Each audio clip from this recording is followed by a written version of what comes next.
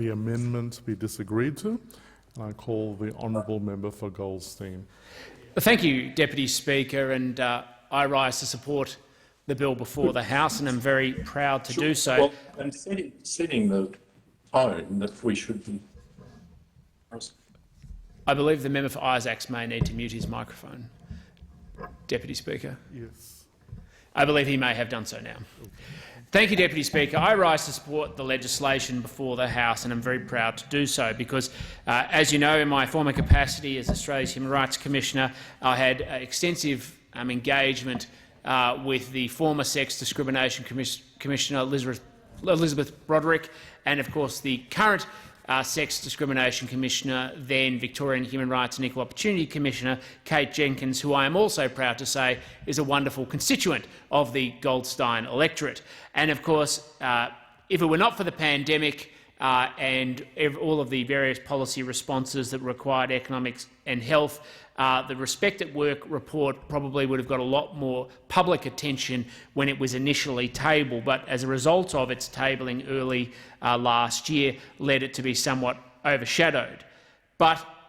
the substance of the report should not be overshadowed because it addresses some of the fundamental challenges faced by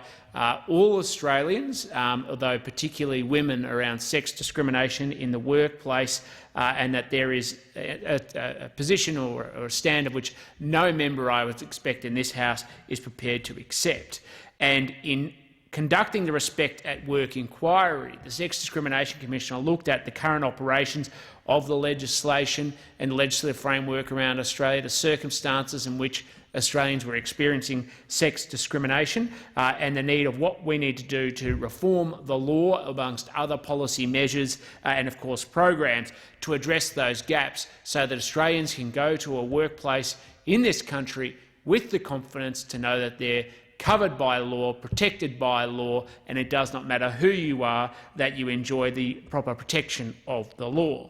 And it's a very extensive report, I might add, but a welcome one, because one of the challenges that can often exist as commissioners for this parliament is that they can do extensive work which then doesn't go on to be actioned. And this is a classic example of where a commissioner focused on legislation that's relevant to this parliament can develop a body of work and a substance, an evidence base to justify reform. And I'm glad to see that, apart from some of the minor amendments that are being put forward by the opposition for the objective of signalling to constituencies, that enjoys bipartisan support. And, of course, the summary of the bill is that it introduces a new objects clause to make clear that, in addition to the elimination of discrimination and harassment, the Sex Discrimination Act also provides and aims to achieve, as far as practical, equality of opportunity between men and women, something that we should all support as a parliament, and certainly is the foundational principle of liberalism, going all the way back to the contributions of John Stuart Mill, who was a very strong feminist in his time. To clarify that sex-based harassment is prohibited under the Act, removal of exemptions related to state public servants, and some question, as I do, why they ever existed, but they did. Clarify that the Sex Discrimination Act applies to members of Parliament, ministerial staff and judges. Again, this was an initiative of the government, and again, some of us do question why it was that they did not apply in the first place, but that is the nature of reflection of the law at the time, and we are glad and proud as this government to address these gaps in the law and these exemptions to make sure that it applies equally and consistently in all workplaces, and particularly after serious concerns arising out of this place over recent years that all staff, all members of parliament and, of course, judges should treat staff in a consistent way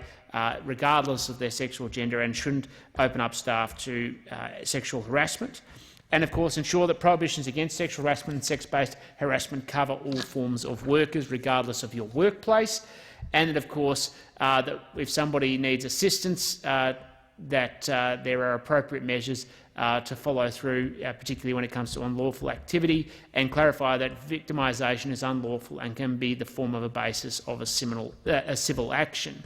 More critically also, and this is a very serious issue because one of the things I've discovered, both as a consequence of my former role and continuing in this role, is a fundamental misunderstanding about how the Australian Human Rights Commission works, and as a consequence, how the application of the law works. The Commissioner is not responsible for the complaints handling process related to the Sex Discrimination Act, as the Race Discrimination Commissioner is not responsible for the complaints handling process of the Race Discrimination Act, etc., etc. And that might surprise a lot of people within the community, but there's actually a fundamental structural reason why the Act is set up the way it empowers the President of the Commission to be able to fulfil those functions, a role currently fulfilled by the current President, Professor Rosalind Croucher. And the reason is because, of course, it involves the reflection of the application of the law, and you can't have the same person both administering law while also running commentary or reflecting on the policy framework around the application of law without having arising issues around the appropriateness of their conduct and their impartiality in fulfilling their duties. This was something that was a point of contention during my term as Human Rights Commissioner, where the President at the time decided to start offering running commentary on an inquiry for which they were also overseeing, which led to a public barney over the substance of the inquiry, when in fact it was the conduct and the structural behaviour that they engaged with which brought the inquiry, which was a legitimate one around removing children in detention, a legacy of which the Labor Party inherits for locking children up, and this government is proud to be a part of removing, nonetheless raises broader issues around the structural application. And one of the amendments in this bill is to amend the Human Rights Commission Act to essentially give the power of the President to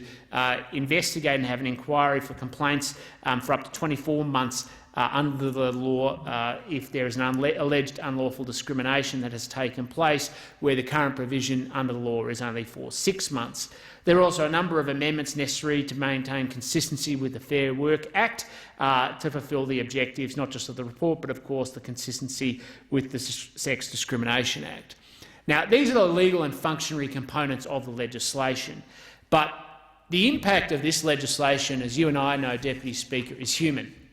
It's because there are people who tragically go into workplaces around this country and experience sex discrimination unjustly, but both because of people's attitudes or because of issues of sexual harassment and the like. And I would hope that no member in this place believes that that is acceptable in 21st century Australia. Not just because we want Australians to work, and we do, not just because we, of course, want to, where possible, always increase women's participation in the workforce, though we do, not just because we want to ensure that no matter who you are of your gender, sexual orientation or any other differential can go into a workplace and not just be able to be an economic participant but to feel safe and secure and, of course, to be able to contribute to the health and well-being of our country, though we do. It's because it reflects the type of country that we want to be. And you may recall, Deputy Speaker, we've had a number of debates in my time in this chamber as well as other members about the type of country we want to be. And the message that's come from the Australian people resolutely, loudly and clearly is we want a country free of discrimination and one of harassment, one that is free of people feeling like they're worth anything less than another citizen, because that goes to the heart of the liberal ideal that founded this nation. Because that's the type of country not just that we want to be as a government, but the Australian people want to be, because it lives in their DNA, that when they see another citizen or another Australian, they take a live and let live, respect for people and understand that people are people. And they should be treated with that dignity and respect regardless of who they are. And that transcends what happens not just in the workplace, so that is, of course, of critical importance, but it transcends that workplace and goes into the public square, where we want people to be full participants, to be able to live out their lives, because liberalism at its heart is actually about empowering people, not empowering the state, not empowering this place, not empowering big super funds, not empowering capital, not empowering government, not empowering other interests. It's how do we build a nation where 26 million people and the continued population growth are able to realise and live out their full dreams.